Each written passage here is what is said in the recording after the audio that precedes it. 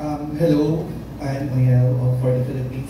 First, congratulations to Tara for winning the first Supra Influencer online voting. Nakapost na naman Supernational.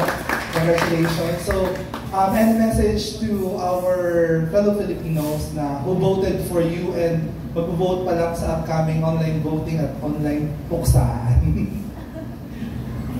So, lubos ako nagpapasalamat sa bawat Pilipino sumuporta sa akin sa 3 araw na pagboto na Miss Influencer Challenge. And at the same time, nakita namin yung post kanina lang where we're having our photo shoots for upcoming postings. And sobrang saya ko to the point that umingay talaga ang Empire Studio. And those Filipinos out there, please continue to support me. Umpisa pa lang to ng ating laban. And I'm pretty sure na once you support me, mas lalo tayong pag-iigihan natin sa supranational stage. Okay. How about you, Kenneth? Like, can you promote the online voting for the Mr. Supranational? Oh yes naman guys, please do support us, most especially online.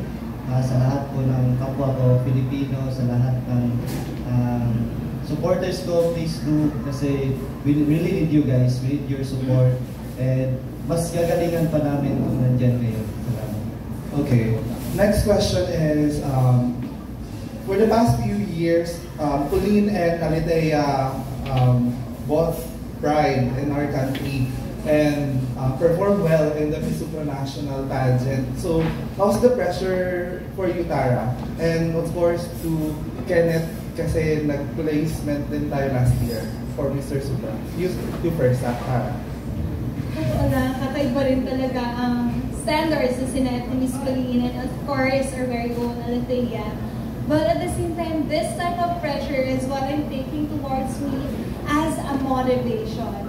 A motivation for me to even strive harder to be able to showcase what Filipino excellence means. Because for more than a decade, Philippines, it's about time for us to bring home the crown once again. Wow! Amen. Sa akin naman po is, there's always pressure. It was really when you're reaching for the stars.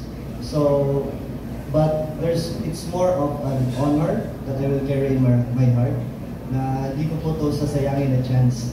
Kasi minsan lang po ito mangyari, and mas gagalingan ko po talaga. And I think this is also my comeback in international stage. Kaya I hope that what I've learned from my previous pageant, I can apply on this journey.